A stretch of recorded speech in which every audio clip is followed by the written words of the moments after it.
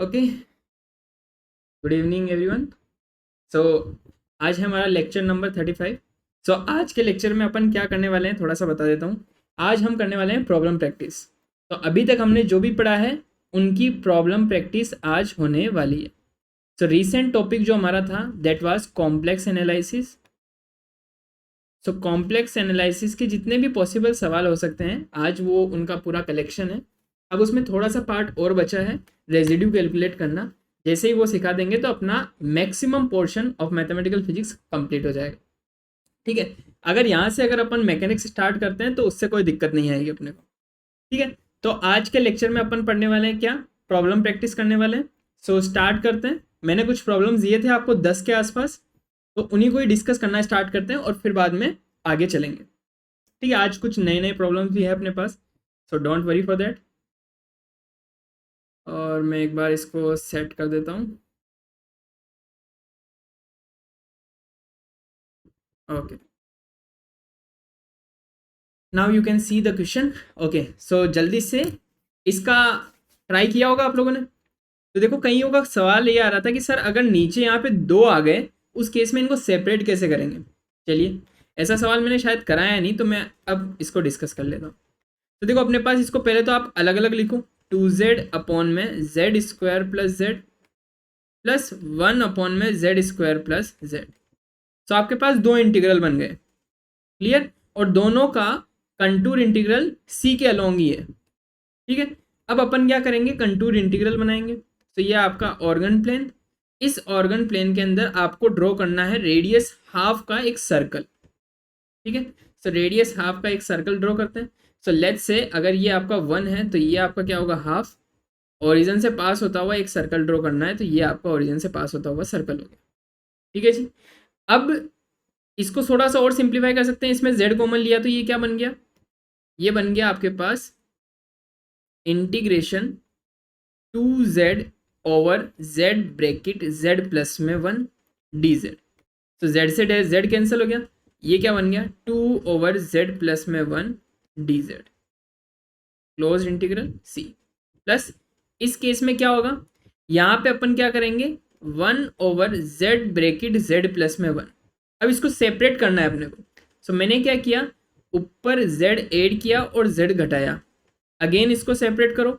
तो सेपरेट करने पे अपने पास क्या आया, 1 प्लस जेड अपॉन में जेड ब्रैकेट जेड प्लस में 1 माइनस जेड अपॉन में जेड ब्रैकेट जेड प्लस में। ठीक है, सो इस तरीके से अपने पास तीन पोर्शन में ये डिवाइड हो गया। सो अगर आप इसको देखोगे तो ये कट गया, ये कट गया। सो आपके पास फाइनल क्या बचा, फाइनल आपके पास बचा है इंटीग्रेशन 2 ओवर जेड प्लस में 1 dz प्लस 1 अपॉन में z dz plus sorry minus integration of 1 upon में z प्लस 1। और कंटूर कैसा है अपना, एक सर्कल है जिसकी रेडियस कितनी है, हाफ। अब आपको क्या करना है, चेक करना है कि क्या आपके रीजन के अंदर किसी एफ जेड का पोल इंक्लूड हो रहा है क्या। सो सबसे पहले इसको एक I1 मानो, इसको आप I2 मानो और इसको आप I3 मानो। सो सबसे पहले I1 को सोल्व करते हैं इस कंटूर के लिए। सो यहाँ पे आपको एक पोल दिख रहा है, दैट पोल इज -1। अब चेक करो ये -1 आपके कंटूर के अंदर आ रहा है या बाहर आ रहा है। सो -1 तो कहाँ आ रहा है, बाहर आ रहा है। तो ये आपका -1, सो ये कंटूर से बाहर आ रहा है तो आपकी डोमेन में नहीं है। डोमेन में नहीं है तो क्या लगाओगे, कॉची इंटीग्रल थ्योरम। इसका इंटीग्रेशन क्या हो जाएगा, 0। सो I1 क्या आ गया आपके पास, 0। ठीक है सर, इसको भी चेक करते हैं। यहाँ पर भी क्या है, z इक्वल्स टू -1 आपका पोल है, ये भी क्या हो जाएगा, I3 इक्वल्स टू 0। प्रॉब्लम कौन क्रिएट करेगा, ये वाला। क्यों, क्योंकि यहाँ से जो पोल निकल रहा है वो आ रहा है z इक्वल्स टू 0, जो कि क्या है, इस सर्कल के अंदर है। सो जब सर्कल के अंदर आपके पास कोई ऐसा पोल आ गया उस केस में कैसा फॉर्मूला लगेगा, कॉची इंटीग्रल फॉर्मूला लगाया था आप लोगों ने सबने। सो कॉची इंटीग्रल फॉर्मूला क्या होता है sir, 2 pi iota f of a, जहां ए क्या है अपना 0। सो यहां से 2 pi iota f of Z क्या है 1। तो आंसर क्या आ जाएगा 2 पाई आयोटा। सो इसका आंसर है अपने पास 2 पाई आयोटा। ठीक है जी। सो इस तरीके से इस सवाल को सॉल्व करना। डन। नेक्स्ट सवाल, यहाँ पे क्या है आपके पास 10z dz। अब आपको चेक करना है कि आपके z इक्वल्स टू 2 वाले सर्कल में क्या कोई पोल लाई कर रहा है या नहीं कर रहा है। तो सबसे पहले तो आपने सर्कल बनाया, सो z इक्वल्स टू 2। सो ये अगर आपके पास 1 है, ये आपके पास 2 है। तो जब अपन ने इसमें सर्कल ड्रॉ किया तो ये आपका सर्कल कुछ इस तरीके से बनेगा। अब क्योंकि आपका ट्रिग्नोमेट्रिक फंक्शन है, तो ट्रिग्नोमेट्रिक फंक्शन है तो आपको थोड़ा सा पाई और इन नंबर्स का थोड़ा आइडिया रहना चाहिए। वो क्यों बोल रहा हूँ तो अभी बताता हूँ। तो देखो 10z का अपने पास अगर अपन इसको ड्रॉ करेंगे 10z को, तो 10z को ड्रॉ करने के बाद अपने पास कर्व कैसा आता है, सिंपली 10x के जैसा ग्राफ है ना। तो ये आपके पास π/2, 10 π/2 की वैल्यू कितनी होती है, इनफाइनाइट। तो ये कर्व कुछ ऐसा जाएगा।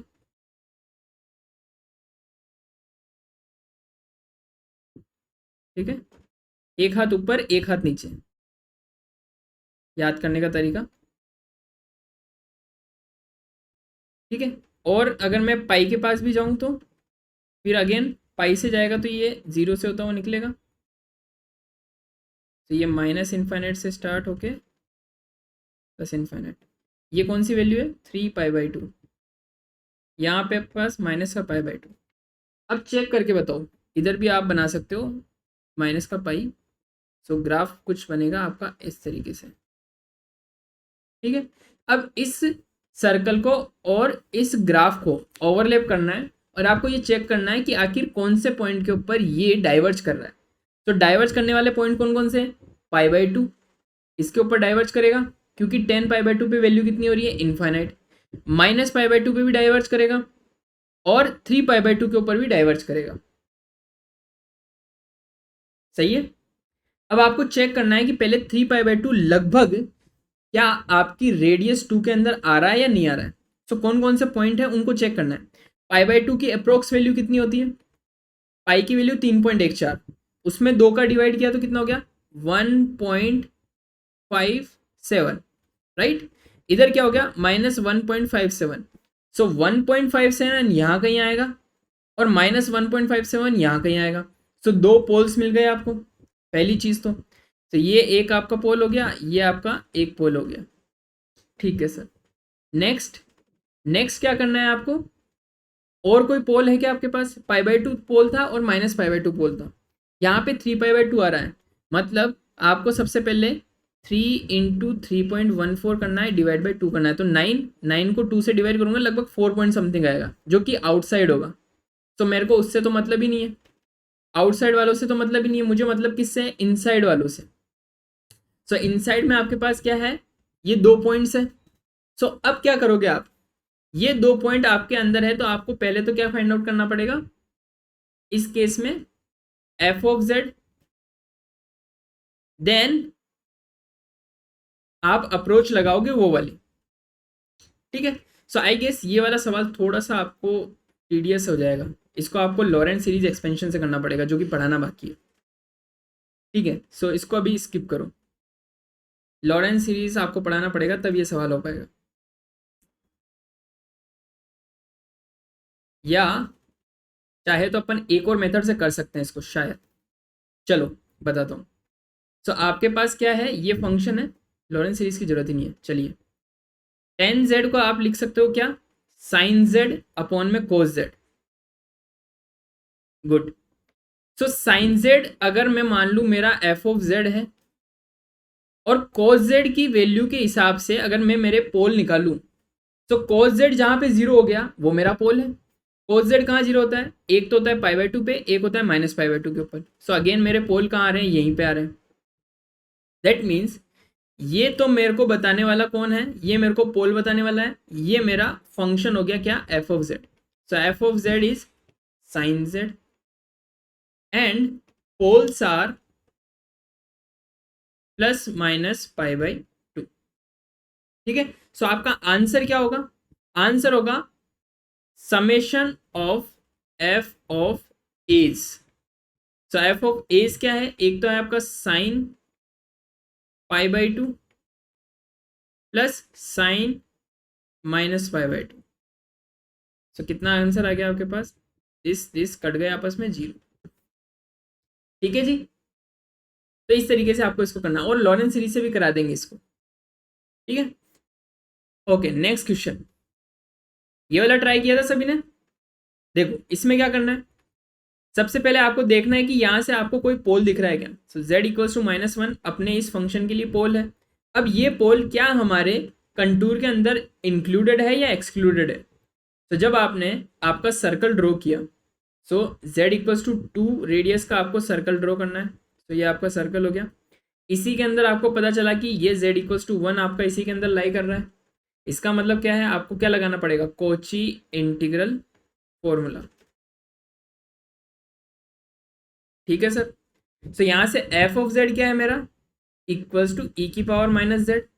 तो जब आप इसका सॉल्यूशन निकालोगे तो वो क्या आएगा, 2 pi iota f of a, और f ऑफ a क्या है, e की पावर -1 यानी 2 पाई आयोटा बाई e। ये आपका आंसर हो जाएगा। क्लियर है जी, जल्दी से चेक कीजिए, क्या यही आ रहा था आप लोगों का भी। Very good. सूरज क्लियर है बात, सूरज का डाउट अभी आएगा। ये था नहीं, ये वाला ना 6 नंबर, चलिए इसको भी बता देंगे। तो दूसरा है सवाल ये रहा आपका। सो 1 में z -1 z -4, इसको आपको सेपरेट करके लिखना है। तो आप कैसे लिख सकते हो, a में z -1 प्लस b में z -4, ऐसा कुछ लिखा। तो अगर आप इसको वापस से रिकम्बाइन करोगे तो आपके पास क्या आएगा, a z -4 plus b z -1 equal किसके है, 1 के। So a z plus b z equals to किसके है, 0, and -4a minus B equal किसके, 1 के। कंपेयर कर दिया z के कोफिशिएंट को और कांस्टेंट टर्म्स को कंपेयर कर दिया। तो यहाँ से मुझे पता चला कि a बराबर किसके होना चाहिए, -b के। ठीक है, और ये वैल्यू आप इसमें पुट करोगे तो क्या आएगा, प्लस का 4b माइनस का b equals to 1। So b आ गया आपके पास 1/3। तो a कितना जाएगा, माइनस का 1/3। ये वैल्यू जब आप पुट करोगे, तो ये वैल्यू जब आप पुट करोगे तो आपका इंटीग्रेशन क्या बन गया sir, it simply become integration e की पावर z अपॉन में z -1 z -4 dz। इसको मैंने सेपरेट करके लिख दिया, e की पावर z अलग है, अंदर क्या बनेगा, a अपॉन में z -1 मतलब a कितना, -1/3 z -1 plus 1/3 z -4 dz contour integration. ठीक है सर। तो यहाँ से अगर मैं 1/3 कॉमन ले लिया, अंदर क्या बचा मेरा, इंटीग्रेशन e की पावर z अपॉन में z -1 dz माइनस साइन के साथ, प्लस इंटीग्रेशन e की पावर z अपॉन में z -4 dz। नाउ अब हमारा काम चालू होता है, z इक्वल्स टू 2 रेडियस के अंदर कौन सा पोल इंक्लूडेड होगा, क्या ये होगा, नहीं, तो ये सब सिंपली 0 हो गया। ये होगा तो इसका आंसर कितना हो जाएगा, 1/3 इंटू -1 e की पावर, ये आपका फंक्शन हो गया, e की पावर z यानी 1 इंटू 2 पाई आयोटा। तो your simply answer is -2 pi iota e/। ये 0 क्यों हुआ, क्योंकि इस फंक्शन का कोई भी जो भी पोल है वो हमारे रीजन से आउटसाइड है।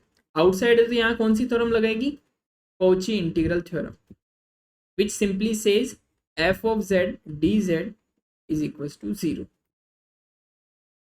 क्लैरिटी है जी, बिल्कुल। चले नेक्स्ट सवाल। यहाँ पे आपको क्या पूछा है, 3z² plus 7z plus 1 dz upon में z -z1 where c is the circle, circle की रेडियस कितनी है 2। कैसे पता चला सर आपको, आप इसको लिख सकते हो, x² प्लस y² बराबर 4 दे रखा है। सो x² plus y² equals to 2 का स्क्वायर। कंपेयर किया जनरल इक्वेशन ऑफ सर्कल, सो यहाँ से आर कितना आया 2,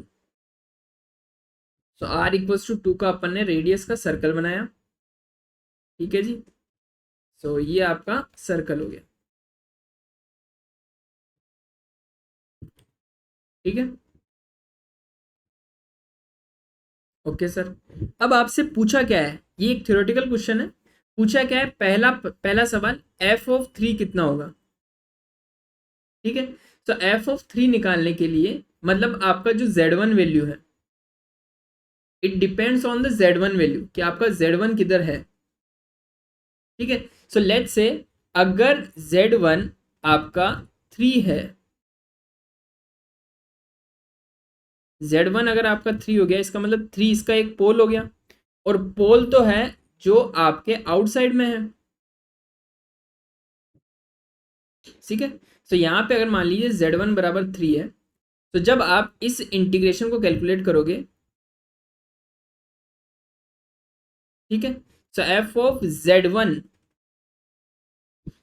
this is over f of z की जगह आप पुट करोगे z1, सो उससे पहले z1 अगर आप पुट भी करोगे तो वो z1 आएगा कंटूर के बाहर, तो आपका पूरा इंटीग्रेशन अगर z1 की वैल्यू 3 रहे तो आपका पूरा इंटीग्रेशन क्या रहने वाला है, 0 रहने वाला है, सो एफ ऑफ 3 क्या हो जाएगा, 0, ठीक है सर, वेल एंड गुड।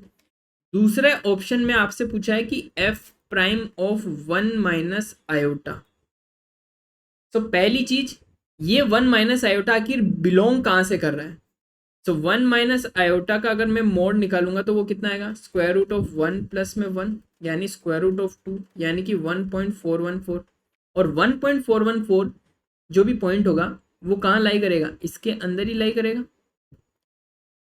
मान लीजिए x की वैल्यू पॉजिटिव है और y की वैल्यू नेगेटिव है, मतलब इस जगह पे पॉइंट होगा आपका, ठीक है। ये पॉइंट आपके कंटूर के अंदर आ रहा है, इसका मतलब जब आप इसको सॉल्व करोगे, लेट्स से z1 ही आपका 1 माइनस आयोटा पॉइंट है जो कि आपका पोल है, तो इसको सॉल्व करोगे कोची इंटीग्रल फॉर्मूला से, तो सिंपली वो क्या आएगा, 2 pi iota F, 2 pi iota f of z1, this is your F of z1, ठीक है। This is left part and this is right part, और यहाँ पे आपका एफ, कैपिटल एफ कौन सा है, ये वाला, ठीक है। अब आपसे ये नहीं पूछा, आपसे पूछा इसका प्राइम वर्जन, तो अगर मैं इसको एज अ फंक्शन मानूं, तो जब मैंने इसको एज अ फंक्शन माना तो एफ ऑफ जेड आपका क्या निकल के आया, 2 pi iota capital F of Z, और कैपिटल एफ ऑफ जेड क्या है, 3z square plus 7z plus 1, तो आपको इसका प्राइम करना है, एफ प्राइम ऑफ जेड वो कितना होगा, 2 पाई आयोटा 3 2 6z प्लस 7, अब इसमें वैल्यू पुट करनी है 1 माइनस आयोटा की, तो जब आपने वैल्यू पुट करी तो क्या आया, 6 इंटू 1 माइनस आयोटा प्लस 7, ये कितना हो गया sir, 2 pi iota 6 minus 6 iota plus 7, सो 2 पाई आयोटा 13 माइनस 6 आयोटा, अब इसको आप सोल्व कर सकते हो, 26 पाई आई प्लस माइनस माइनस प्लस हो जाएगा 12 पाई, तो this will be your answer. Third case में क्या पूछा है, इसका डबल डेरिवेटिव, तो क्या दिक्कत है इसमें, डबल डेरिवेटिव कर दीजिए इसका, तो जब आपने इसका डबल डेरिवेटिव किया तो यहाँ से z भी कैंसिल हो जाएगा, तो F double prime of z आपका क्या बन गया, 2 पाई आयोटा इंटू 6, तो ये कितना आ गया, 12 पाई आयोटा। अच्छा सवाल है, एक बार वापस से बताता हूँ, समझाता हूँ अच्छे से क्या करना चाह रहे हैं। देखो आपको एफ ऑफ जेड दे रखा है कुछ इस तरीके का, जहां z1 कुछ भी हो सकता है, तो पहले केस में उसने एज्यूम किया कि अगर z1 3 है, तो अगर मैं यहाँ पे z1 की जगह 3 लिख देता तो क्या आप इस इंटीग्रल को कैलकुलेट कर सकते थे, कर सकते थे, कैसे सर, क्योंकि z1 3 है और 3 हमारे रीजन से बाहर है, अब रीजन से बाहर है इसका मतलब क्या है, यहाँ पे ये मेरे टांग नहीं अड़ा रहा है, मेरे रास्ते में नहीं आ रहा है, रास्ते में नहीं आ रहा है इसका मतलब क्या है, मैं अगर इसका क्लोज इंटीग्रल करूंगा उसकी वैल्यू कितनी आनी चाहिए, 0, सो मैं ऑलरेडी जानता हूँ अगर यहाँ पे 3 रखा, अगर z1 टेंड्स टू 3 हुआ, सो इस फंक्शन की वैल्यू होगी 0, और मुझे f ऑफ 3 की वैल्यू पूछिए तो ये वैल्यू क्या होगी 0। इस तरीके से सोचा। दूसरे केस में अब ये बोल रहा है कि z1 1 माइनस आयोटा होना चाहिए। तो जब मैंने 1 माइनस आयोटा बारे में सोचा तो 1 माइनस आयोटा मेरे रीजन के अंदर आ रहा है। अगर ऐसा हुआ तो ये तो पोल की तरह काम करेगा, पोल की तरह काम करेगा तो मुझे लगाना पड़ेगा कोची इंटीग्रल फॉर्मूला। तो मैंने क्या किया, मैंने मेरा capital F of Z define किया जो कि ये होगा, और ये capital F of Z define करके मैंने इसको सोल्व कर दिया। आई एम अज्यूमिंग कि z1 जो भी पॉइंट होगा वो मेरे रीजन के अंदर होगा। अब रीजन के अंदर होगा इसका मतलब क्या है कि मेरे को इसको कॉची इंटीग्रल फॉर्मूले से सॉल्व करना है। मैंने सॉल्व किया तो मेरा आंसर क्या आना चाहिए 2 pi iota of F of z1। Still मैंने z1 की वैल्यू पुट नहीं करी है। सो लेट्स से z1 मेरा एज अ वेरिएबल है z, और वो z हमेशा इस रीजन के अंदर होगा, तो मैंने इसको एज अ फंक्शन लिख दिया। समझ में आया कैसे आपने सर z1 से z लिख दिया इसको? इसके पीछे लॉजिक समझ में आया? क्योंकि z1 अगर कुछ भी है, लेट्स से अभी ये 1 माइनस आयोटा था, मैं इसको 1 प्लस आयोटा भी बोल सकता हूँ, मैं इसको -1 प्लस आयोटा भी बोल सकता हूँ। उन सब केसेस में आपको ऐसे ही सॉल्व करना है। तो z1 की वैल्यू कुछ भी हो सकती है, बट होनी कैसी चाहिए, इस रीजन के अंदर। तो इस तरीके से मैंने इसको एज अ वेरिएबल मान के फिर से इसको z के फॉर्मेट में लिख दिया। It's a very important. ये अगर थॉट आपको समझ में नहीं आया तो ऐसे क्वेश्चन नहीं कर पाओगे, ठीक है। तो इस तरीके से आपने एफ ऑफ जेड डिफाइन किया। अब आप इसका एफ प्राइम ऑफ जेड भी निकाल सकते हो, आप इसका डबल एफ प्राइम भी निकाल सकते हो, ठीक है जी। ओके, नेक्स्ट क्वेश्चन जो कि सूरज की डिमांड थी कि सर इस जैसे सवालों को आप कैसे करेंगे। सेम तरीका मैं ऑलरेडी बता चुका हूँ कि सर आप इस जेड स्क्वायर प्लस 1 को जेड प्लस आयोटा और z माइनस आयोटा कर सकते हो। सर ये तो हमने भी कर लिया था, बट आपने इसके आगे का काम नहीं किया। क्या मैं इसको a अपॉन में z plus iota plus b upon में z माइनस आयोटा लिख सकता हूँ? हाँ सर लिख तो सकते हैं। अब यहाँ से आपको a और b की वैल्यू फाइंड आउट करनी है। a z minus iota plus b z plus में आयोटा बराबर किसके? 1 के। Now what you have to do, you have to do comparison. Comparison of what? z के कोफिशिएंट और कांस्टेंट टर्म्स को आपस में कंपेयर करेंगे। सो z के कोफिशिएंट क्या क्या है? a प्लस में b बराबर 0 and minus a iota plus b iota is equals to 1, ठीक है। तो यहाँ से आपके पास a बराबर अगेन माइनस b आ गया, और जब ये वैल्यू आप यहाँ पे पुट करोगे तो ये क्या हो गया 2b आयोटा इक्वल्स टू 1। तो b की वैल्यू कितनी आएगी 1 अपॉन में 2 आयोटा, यानी माइनस का आयोटा बाई 2, और a कितना आ गया आपके पास प्लस का आयोटा बाई 2। क्लियर है जी? ठीक है सर। अब बात करते हैं क्या ये इसको आप फिर से आप सेपरेट करके लिख सकते हो इस इंटीग्रेशन को। तो आपका है ये इंटीग्रेशन e की पावर z अपॉन में z plus iota z minus iota d z is equals to integration of e की पावर z अपॉन में ब्रैकेट a कितना है सर आपका iota by 2, iota by 2 into 1 upon में z plus iota minus iota by 2 into 1 upon में z minus iota, ठीक है। अब इनको सेपरेट करके लिखो। सो आयोटा बाई 2 e की पावर z अपॉन में z plus iota minus iota by 2 integration e की पावर z अपॉन में z minus iota d Z. बाकी टर्म्स भी आप लिख लेना है ना, ये चीज़ें सारी चीज़ें लिख लेना।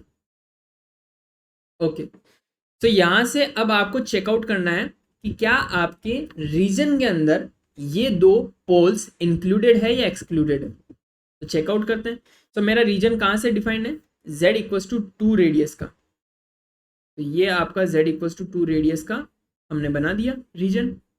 अब चेक करो क्या ये दोनों पॉइंट इस रीजन में लाई कर रहे हैं या नहीं कर रहे हैं। तो ये आपका z इक्वल्स टू 2 रेडियस का रीजन है, ठीक है जी। ओके ठीक है। तो z इक्वल्स टू 2 रीजन ये रहा आपका, और इसमें दो पोल्स है, एक तो माइनस आयोटा, तो ये आपका आयोटा हो गया, ये आपका माइनस आयोटा हो गया। सॉरी सॉरी सॉरी सॉरी, एक मिनट, ये तो इमेजिनरी एक्सिस पे होगा ना, तो ये आपका आयोटा हो गया और ये आपका माइनस आयोटा, ठीक है। अब इसके लिए ये वाला है आपका पोल और इस फंक्शन के लिए ये वाला आपका पोल है, दोनों पोल आपके अंदर ही है। तो आप क्या करोगे, कॉची इंटीग्रल फॉर्मूला लगाओगे, क्या होता है sir, 2 pi F of minus iota minus iota by 2 into 2 pi F of iota. तो जब आपने वैल्यूज पुट करी, 2 से 2 कैंसिल कर दो, पाई से मल्टीप्लाई होगा आयोटा, तो क्या हो जाएगा माइनस का पाई, एफ ऑफ माइनस आयोटा क्या हो गया ई की पावर माइनस आयोटा, माइनस 2 से 2 कैंसिल, पाई पाई प्लस का पाई और ई की पावर आयोटा। तो ये क्या बन गया, पाई ब्रैकेट ई की पावर आयोटा माइनस ई की पावर माइनस आयोटा। इसको आप और सिंप्लीफाई कर सकते हो, क्योंकि आंसर कभी भी ऐसा नहीं देगा, इतना इस तरीके से नहीं देता। तो लेट्स से पाई ई की पावर आयोटा माइनस ई की पावर माइनस आयोटा। तो क्या आपको ये यूलर फॉर्मूला याद है, ई की पावर आयोटा थीटा बराबर क्या होता था, cos theta plus iota sine theta. तो यहाँ थीटा कितना है 1, तो जब आप वैल्यू पुट करोगे तो ये कितना आएगा, cos 1 plus iota sign 1 minus cos -1 minus iota sine -1। तो सॉल्व किया तो ये कट गए और ये दोनों आपस में ऐड हो गए, सो 2 पाई साइन, ये आपका आंसर। डन है जी, थोड़ा अच्छे अच्छे सवाल मिले आज। ऐसे सवालों की आपकी प्रैक्टिस ज़्यादा होनी चाहिए। थ्योरी अपनी जगह पर है, बट अगर प्रॉब्लम प्रैक्टिस नहीं होगी तो उसका कोई मतलब नहीं है, ठीक है जी। डन, नोट डाउन कर लीजिए फटाफट से, फिर आगे के सवाल कराते हैं। और अच्छे अच्छे सवाल है अपने पास, बहुत बढ़िया बढ़िया सवाल है।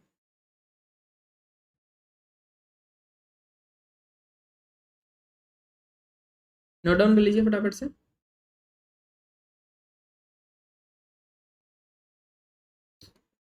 और जिनका हो गया है वो इस सवाल को ट्राई कीजिए, इस सवाल को ट्राई कीजिए, सेम वैसा ही है, डिट्टो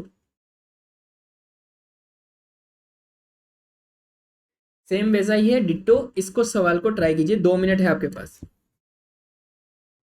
चेक करूंगा मैं सभी का भी, है ना, 2 मिनट्स,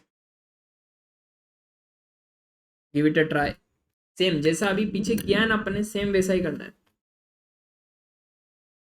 पीछे वाले क्वेश्चन का आप रेफरेंस ले सकते हो, इनके फैक्टर भी ले सकते हो, आराम से चोरी करने का फुल आपके पास मौका है, ठीक है, कीजिए जल्दी।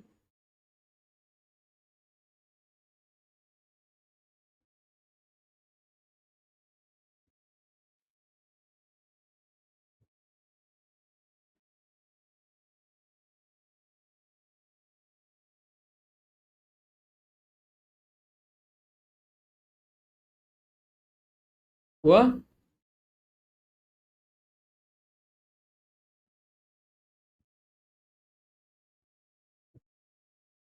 डन, बढ़ चले।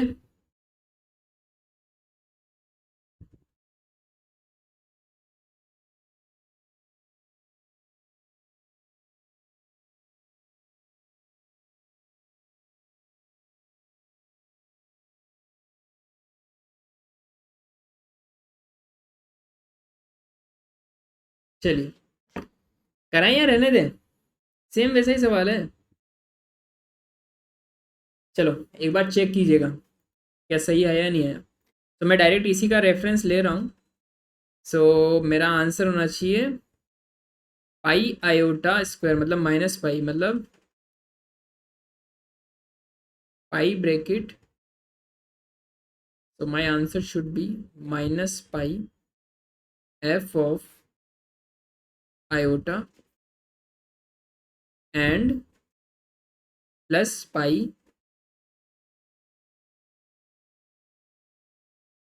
f of minus iota. और यहाँ पे मेरा फंक्शन क्या है सर, मेरा फंक्शन f of z है ई की पावर जेड टी, क्योंकि पॉइंट तो सेम ही है, प्लस माइनस आयोटा है, जो कि रेडियस 3 के अंदर रहने वाले हैं डेफिनेटली, उसमें तो कोई डाउट ही नहीं है। अब यहाँ पे minus pi F of iota जब आप पुट करोगे तो ये क्या बन गया, ई की पावर आयोटा जेड, सॉरी ये क्या बन गया, आयोटा टी प्लस पाई ई की पावर माइनस, ई की पावर माइनस आयोटा टी, ये बन गया। इसमें से पाई कॉमन लिया आपने तो क्या बना, ई की power minus iota t minus e की पावर आयोटा टी। क्या मैं सही कर रहा हूँ? नहीं, यहाँ पे आएगा माइनस, यहाँ पे आएगा प्लस, यहाँ पे माइनस, यहाँ पे प्लस, और यहाँ पे प्लस, और यहाँ पे प्लस। ठीक है, अगेन इसको क्या लिख सकते हो आप, cos theta plus iota sine theta. तो ये पाई कॉस थीटा कितना हो गया, cos T plus iota sign T minus cos T plus iota sign T.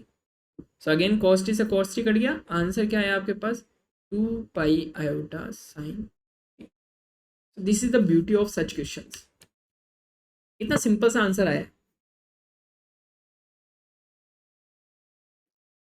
ठीक है जी, कैसा लग रहा है, अच्छा फील हो रहा है? यहाँ सर कॉम्प्लेक्स के कुछ तो सवाल हो पा रहे हैं हमसे। चलिए नेक्स्ट सवाल, इसको मैंने सेपरेट करके लिखा था क्या, ठीक है नेक्स्ट क्वेश्चन लिखा हुआ है, ठीक है नेक्स्ट क्वेश्चन लिखा हुआ। चलिए इस सवाल को ट्राई कीजिए, ये लिमिट का सवाल है। अब आपका वो कोची इंटीग्रल थ्योरम और कोची इंटीग्रल फॉर्मूले वाले हो गए, बहुत अच्छे प्रैक्टिस हो गए, तो कैसा भी सवाल आएगा तो अब आप कर दोगे आई होपफुली। इसको ट्राई कीजिए, इसको कैसे करेंगे, ये होमवर्क में दिया था ना मैंने, हाँ दिया था। जैसा आप रियल स्पेस में अगर आपकी 0/0 फॉर्म बनती है तो आप क्या करते हो, एक एल नाम से एक रूल होता था, याद है किसी को, किसी को याद आया, एल नाम से एक रूल हुआ करता, एल हॉपिटल रूल, याद है? क्या करते थे सर, जब आपके पास 0/0 फॉर्म बन रही है लिमिट पुट करने पर, तो आप क्या करोगे, ऊपर वाले का डेरिवेटिव करोगे, नीचे वाले का डेरिवेटिव करोगे। तो limit z tends to iota, ऊपर वाले का डेरिवेटिव किया कितना है, 10z की पावर 9 अपॉन में 6z की पावर 5। तो ये कितना बन गया, 5 डिवाइडेड बाई 3 और z की power 4, limit z tends to iota. क्या अब ये 0/0 फॉर्म बन रही है? नहीं, डायरेक्ट लिमिट पुट करो, 5/3 आयोटा की पावर 4। तो आंसर कितना आएगा, आयोटा की पावर 4 मतलब कितना, आयोटा की पावर 4 मतलब कितना, iota square into iota square, ये कितना होता है -1, ये कितना होता है -1, टोटल कितना हो गया +1। आंसर क्या आ गया, this is PYQ of just. कभी कभी ऐसे हलवे क्वेश्चन भी पूछे जा सकते, तो बी प्रिपेयर। ठीक है, नेक्स्ट सवाल, नाउ दिस इज नाइस सवाल, कॉची इंटीग्रल फॉर्मूले के कुछ ट्विस्टेड सवाल जो मैं करवाना चाह रहा था, जहाँ छोटी छोटी गलतियाँ आप कर सकते हो, सो उन्हीं को ही सिखाने के लिए ऐसे सवाल रखे गए। गिव इट अ ट्राई और आंसर बताइए आपका आंसर क्या आ रहा है, फिर चेक करिएगा। तो 2 मिनट आपको दिए जाते हैं, इस क्वेश्चन को ट्राई कीजिए, जैसे जिन लोगों ने ट्राई किया होगा कल की क्लास देखिए कि उन्होंने ट्राई किया होगा, बट अभी जिनका ये फर्स्ट क्लास है उनको एक छोटी सी रिक्वेस्ट है कि इसको ट्राई कीजिए, ट्राई इट, 2 मिनट्स।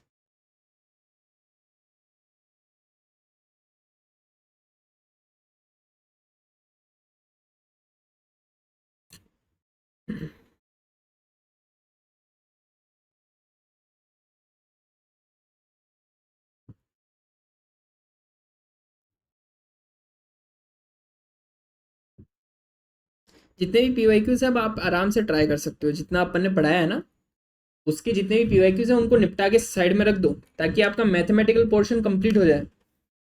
ठीक है, और ये करवाने का, ये सेशन लेने का यही महत्व है, ताकि आपको ऐसा रियलाइज हो कि सर ने पढ़ाया है उससे सवाल बन रहे हैं, मैं आपके सामने बना रहा हूँ, मैं एक्स्ट्रा कंसेप्ट नहीं लगाऊंगा, जो आपको पढ़ाया वही चीज़ लगाऊंगा यहाँ पे और वो लगेगी।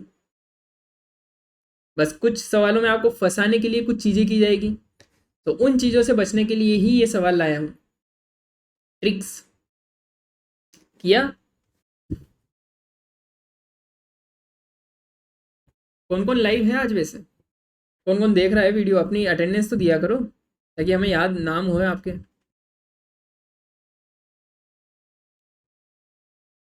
डन डनाडन, चले चलिए चेक कीजिएगा, अपना आंसर मिलाइएगा। देखो सबसे पहली चीज आपको अपना क्या बनाना है, कंटूर इंटीग्रल वाला जो कर्व है वो बनाना है। सो यहाँ पे हमने हमारा कर्व बनाया। क्या है sir curve, curve is a circle, और सर्कल की रेडियस क्या है सर, z इक्वल्स टू 2। तो ये मान लीजिए आपका सर्कल है जिसकी रेडियस कितनी है 2। डन। अब यहाँ पे आपको जो पोल निकालना है तो इसके लिए 2 कॉमन लोगे, साइन z अपॉन में 2 bracket z minus pi by 2 dz। अगर आपने गलती से सिर्फ 2z बराबर माइनस पाई और z बराबर पाई बाई 2 मान के और f ऑफ z सिर्फ इसको मान लिया तो आपका आंसर गलत हो जाएगा। अभी बताऊंगा अक्सर लोग गलती कैसे कर जाते हैं, उन चीज़ों को भी डिस्कस करना है। ठीक है, तो 2 कॉमन लिया। Now what is your function, ये आपका f ऑफ z है और ये आपका क्या है, पोल। सो चेक करके बताइए क्या ये पोल आपके इस रीजन के अंदर है या बाहर है। तो चेक किया तो z equals to pi by 2, pi by 2 की वैल्यू होती है 3.14 डिवाइडेड बाई 2 मतलब 1.57, और 1.57 तो 2 के अंदर आएगी। सो 1.57 यहाँ कहीं होगा, तो ये तो अंदर आ गया, तो कौन सा फॉर्मूला लगेगा, कॉची इंटीग्रल फॉर्मूला। क्या होता है सर वो, it is equals to 2 pi iota f of a, और यहाँ पे एफ ऑफ जेड क्या है सर मेरा, it is sine Z upon में 2, न कि ओनली साइन जेड। लिख लीजिएगा नोट करके। तो आंसर क्या आया, 2 pi iota sine pi by 2 divided by 2, यानी आंसर आया आपके पास पाई आयोटा, ऑप्शन सी।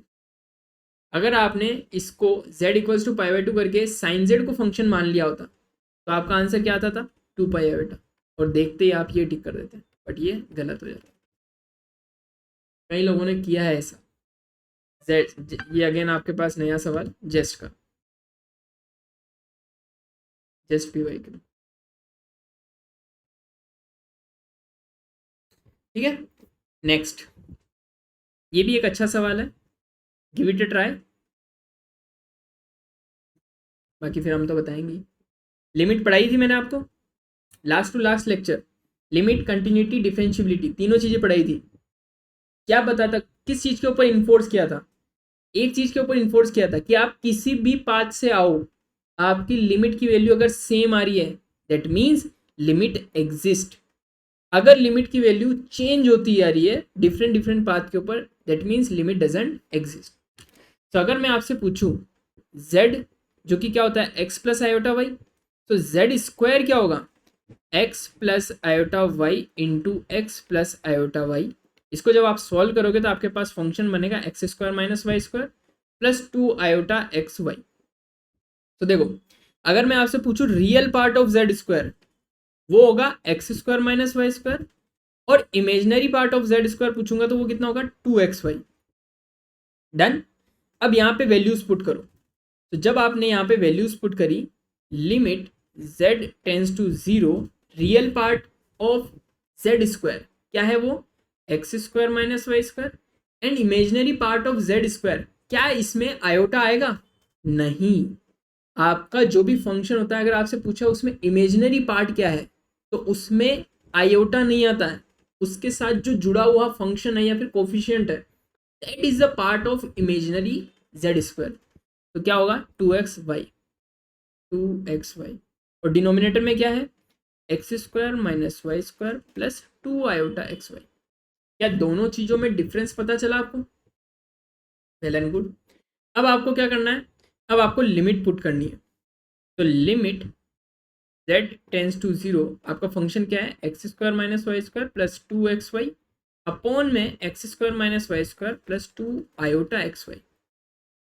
तो पहला चीज, लेट्स से आपको जाना है z equals to 0।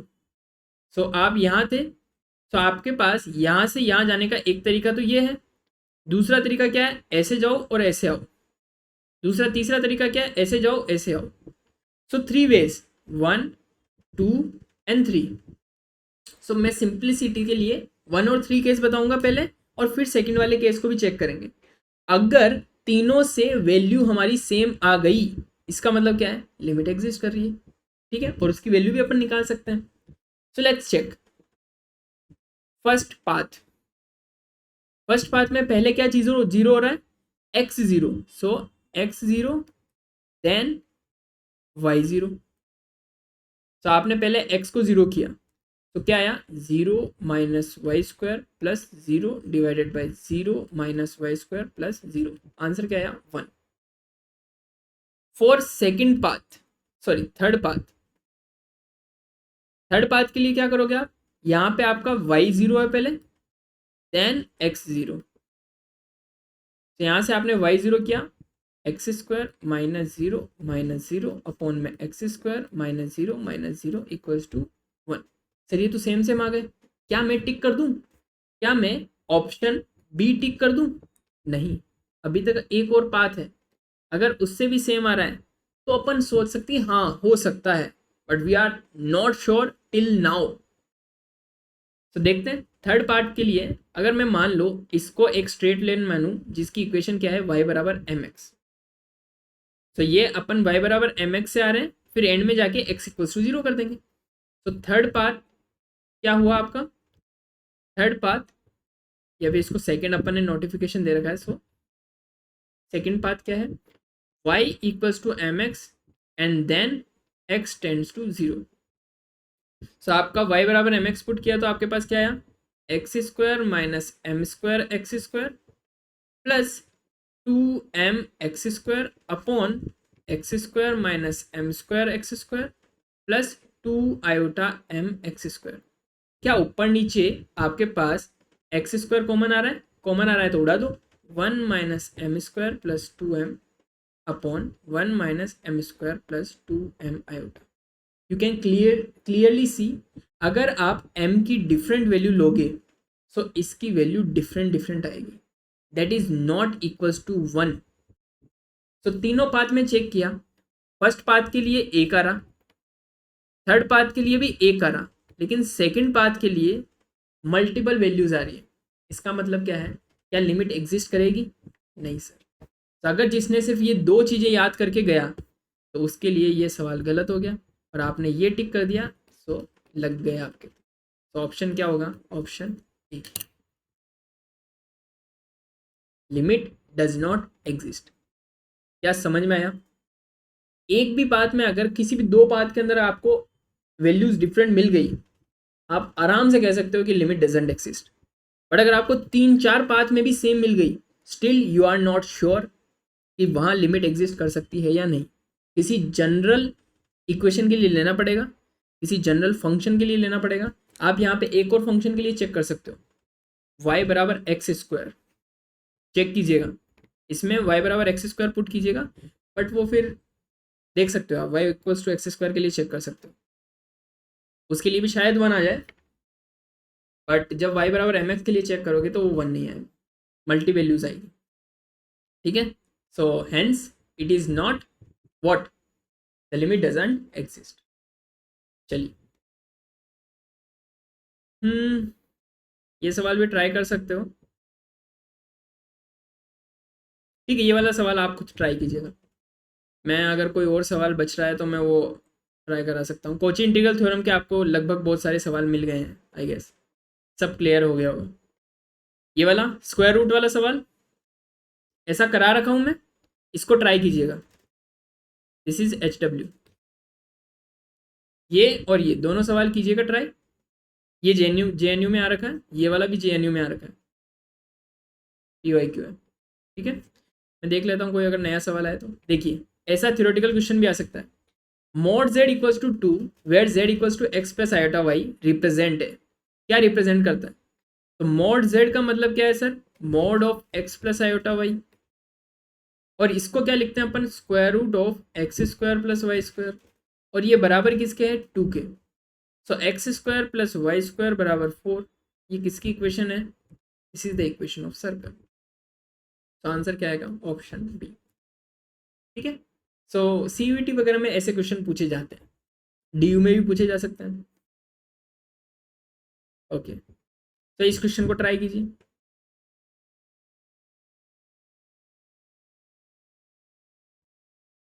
Give it a try. देखो कैसे करना चाहिए आपको।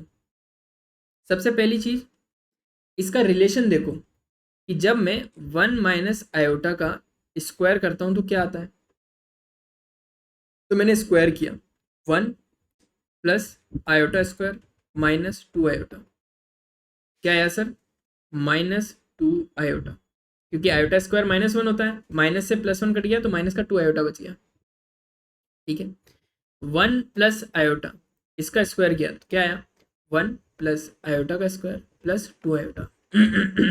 अगेन क्या आया? 2 आयोटा। तो अगर मैं इसको कुछ इस तरीके से लिखूं, इस तरीके से इसको मैं लिख दूं 1 माइनस आयोटा अपॉन में 1 प्लस आयोटा का स्क्वायर, और इसकी पावर कितनी? 50। तो जब मैंने ऐसा लिख दिया तो मैंने इसको क्या ही है, कुछ चेंज ही तो किया है। 2 इंटू 50 करूंगा तो 100 आ ही जाएगा। तो इसको और इसको सेम ही बोल सकते हैं, बट ऐसा करने से फायदा मुझे क्या हुआ कि मेरी ये जो दो टर्म थी वो कन्वर्ट हो गई एक टर्म में। मेरे लिए सिंपली इसको आसान करना आसान हो गया। तो मैंने 1 माइनस आयोटा स्क्वायर को क्या लिखा? माइनस का 2 आयोटा। 1 प्लस आयोटा स्क्वायर को क्या लिखा? 2 आयोटा, और इसकी पावर कितनी? 50। ये से ये कट गया, आंसर कितना है? -1 की पावर 50। इवन पावर है तो आंसर कितना आना चाहिए? 1। So this expression is equals to किसके? 1 के। So 1 equals to a plus iota b दे रखा है। तो रियल पार्ट और इमेजिनरी पार्ट कंपेयर कर सकते हो, कंपेयर करके बताओ क्या आ रहा है आंसर।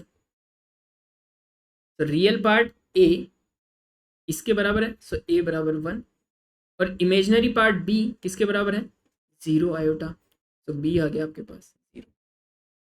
तो आंसर कौन सा सही होगा? ए इक्वल्स टू 1 और बी इक्वल्स टू 0। क्या कुछ चमका? थोड़ी बहुत बातें चमकी? बस ऐसे ही सवाल आएंगे और ऐसे ही सॉल्व करने हैं आप।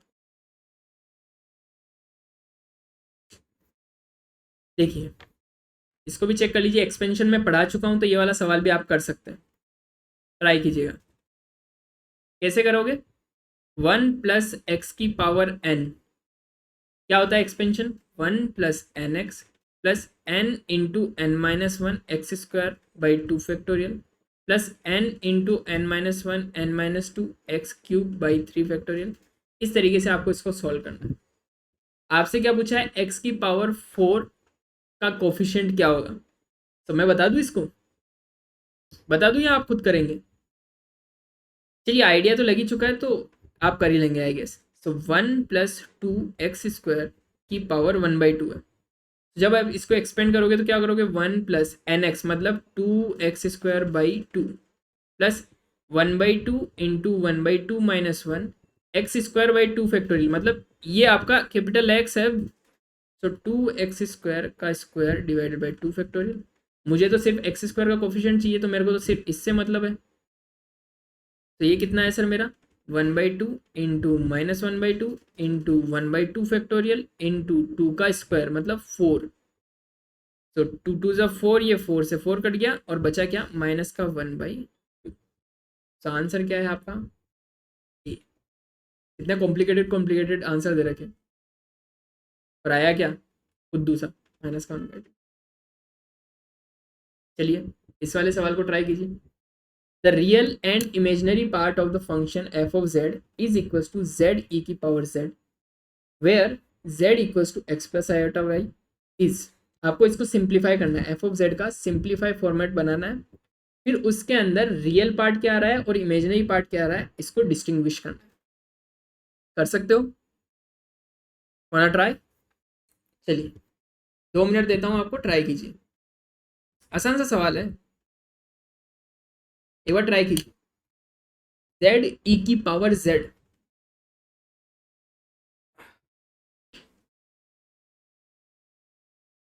ऐसी प्रॉब्लम क्लासेस लगाएं क्या अपन, क्या बोलते हो? वीक के अंदर ऐसी 2 से 3 क्लासेस तो होनी चाहिए, प्रॉब्लम क्लासेस। अपना रिव्यू दीजिएगा इस बारे में कि हाँ भाई प्रॉब्लम क्लासेस लगानी चाहिए या नहीं लगानी चाहिए, या सिर्फ थ्योरी से काम चल जाएगा? आपको लोग कर लोगे क्या प्रैक्टिस सवालों की, ऐसे पीवाई क्यूज वगैरह की? अगर कर सकते हो तब तो अच्छा है, सिलेबस और जल्दी फास्ट हो सकता है।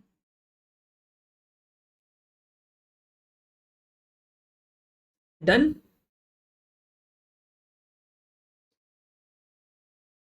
कीजिए कीजिए, जल्दी कीजिए।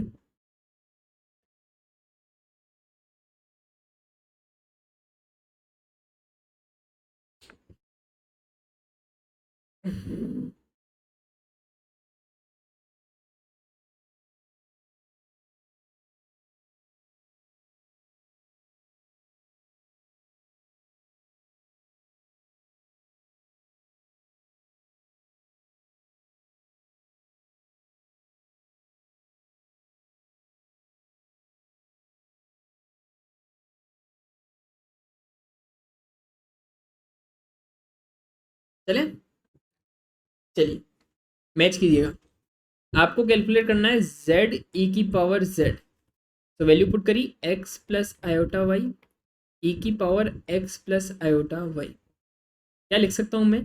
एक्स प्लस आयोटा वाई, क्या मैं इसको सेपरेट करके लिख दूँ? ई की पावर एक्स डॉट ई की पावर आयोटा वाई। ये तो सर यूलर फॉर्मूले से खोला जा सकता है। तो जब आपने इसको खोला सो ई की पावर एक्स तो अलग, x plus iota y bracket cosec cos y plus iota sine y. अब इसको सॉल्व करना है। सो एक नेक्स्ट पेपर लेते हैं, ई की power x bracket x plus iota y cos x plus iota sine y, sorry यहाँ पे वाई आएगा, cos y plus iota sine y. चलिए, तो यहाँ से जब आप इसको अंदर से मल्टीप्लाई करेंगे तो आपका क्या आएगा? X cos y plus iota x sine y minus plus iota y cos y minus minus plus y sine y. तो यू कैन क्लियरली सी कि ये और ये टर्म तो आपकी इमेजिनरी हो गई और ये टर्म आपकी रियल हो गई। मल्टीप्लाई किसके? ई की पावर एक्स के। सो रियल पार्ट ई की power x x cos y minus y sine y, and imaginary part e की power x x sine y plus y cos y. चमका? क्या है आंसर? Option D.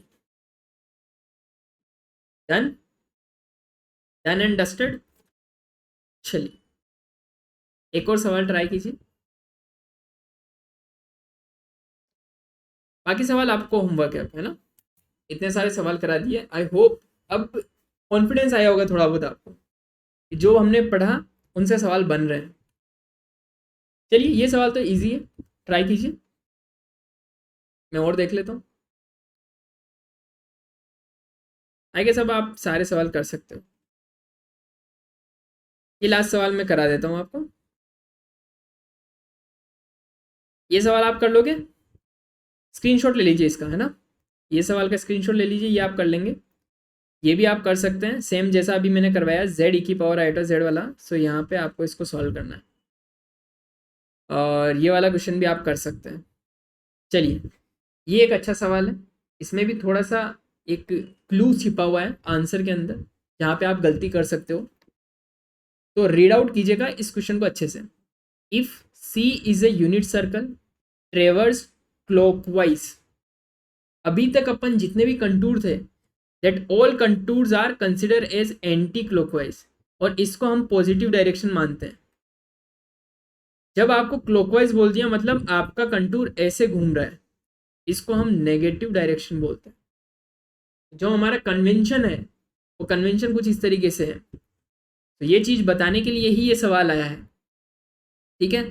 तो जो भी आप आंसर निकालो, जो भी आप कोची इंटीग्रल फॉर्मूला लगाओ, अगर क्लॉकवाइज कंटूर है तो उसको नेगेटिव से मल्टीप्लाई करना ना भूलें, ये लिख लीजिएगा। और अगर एंटी क्लॉकवाइज है तो जो कोची इंटीग्रल फॉर्मूला से आंसर आ रहा है वही आपका आंसर है। और देखिएगा अभी जस्ट अगर ये चीज आपको नहीं पता हुई तो आपके आते आते नंबर नेगेटिव लेते हुए जाएंगे। कैसे सर? चलिए इस सवाल को सॉल्व करते हैं। तो आपको क्या सॉल्व करना है, dz अपॉन में z ब्रैकेट z माइनस 3, ये सॉल्व करना है। और सर्कल कैसा है, यूनिट सर्कल है, तो ये आपका यूनिट सर्कल होगा। यूनिट सर्कल के अंदर पोल कौन सा होगा, एक तो है पोल z इक्वल्स टू 0 और z इक्वल्स टू 3। तो z इक्वल्स टू 3 तो आपका बाहर है, हमें इससे मतलब नहीं है। आप मेरे टांग अड़ा ही नहीं रहे हो, टांग कौन अड़ा रहा है, z इक्वल्स टू 0 वाला। तो यहाँ पे मेरा f ऑफ z क्या, इस पोल को छोड़ के जो बचा f ऑफ z, तो f ऑफ z है मेरा 1/z माइनस 3। तो आंसर क्या आना चाहिए, 2 पाई आयोटा f ऑफ 0, जो कि क्या है 2 पाई आयोटा माइनस 1/3, यानी माइनस 2 पाई आयोटा बाई 3। ये देखा आपने और ऑप्शन चेक किया तो ऑप्शन डी दिख गया, फटाफट से आपने टिक लगा दिया और यही सवाल गलत। क्यों सर? क्योंकि मैंने यहाँ पे क्लॉकवाइज दे रखा है। क्लॉकवाइज का मीनिंग क्या है, जो भी आपका कंटूर आप कन्वेंशन लेके चल रहे हो उसमें अब आपको नेगेटिव साइन का मल्टीप्लाई करना पड़ेगा। तो नेगेटिव साइन का मल्टीप्लाई किया तो माइनस 2 पाई आयोटा बाई 3 में मल्टीप्लाई करोगे -1 का, तो आंसर कितना आएगा 2 पाई आयोटा बाई 3। तो option C is the correct answer, D is wrong answer. कुछ क्लियर हुई बातें, कुछ बातें हो गई है, कुछ बातें अभी है बाकी। ठीक है, सब सिर्फ अपना रेजिड्यू वाला पार्ट रह रहा है पूरे कॉम्प्लेक्स इंटीग्रेशन के अंदर, और ये पार्ट अपन इस वीक में आराम से कंप्लीट कर देंगे और नेक्स्ट वीक से आपका मैकेनिक्स का कोर्स स्टार्ट हो जाएगा। सिर्फ मैट्रिसेस बचा है, सो मैट्रिसेस कंप्लीट करके नेक्स्ट वीक से आपका ये कोर्स चालू हो जाएगा मैकेनिक्स वाला। बिकॉज बाकी जो बचे हुए टॉपिक है वो मिसलेनियस टॉपिक है, that we can do in at the end, not a big deal. ठीक है, तो आगे के कोर्सेज के लिए मुझे इतनी मैथमेटिकल फिजिक्स आपकी रिक्वायरमेंट थी, जो आई गेस आप कंप्लीट कर चुके हैं। तो आज के लिए बस इतना ही। बाकी के क्वेश्चन को आपको प्रैक्टिस करने हैं, जैसे एक ये सवाल है, एक ये सवाल है और एक ये सवाल है। ये सवाल इतने सिंपल दिख रहे हैं आपको, लेकिन ऐसे ही सवाल आया करते हैं, तो इनको नज़रअंदाज ना करें, इनको प्रैक्टिस करें, आंसर गलत नहीं होना चाहिए। और अगर आप अच्छे लेवल की एग्जाम की प्रिपेयर कर रहे हैं, जैसे जेस्ट वगैरह हो गया, तो ऐसी लैंग्वेज का भी आपको ध्यान देना है कि क्लॉकवाइज आ गया तो क्या करेंगे, एंटी क्लॉकवाइज आ गया तो क्या करेंगे। तो ये जो बारीकियां हैं, ये बारीकियों के ऊपर भी आपको काम करना है। डन है? चलिए, thank you so much for joining the session, बड़ा मज़ा आया। ऐसे प्रॉब्लम वाले सेशन हम रखेंगे अगर आपका रेस्पॉन्स अच्छा रहा तो। सो मिलते हैं आपसे नेक्स्ट सेशन के अंदर, और अब आप आराम से जितने भी प्रॉब्लम्स हैं, जितने भी PYQs हैं, सब आराम से ट्राई कर सकते हो। ठीक है जी, ओके, मिलते हैं नेक्स्ट सेशन के अंदर। ओके।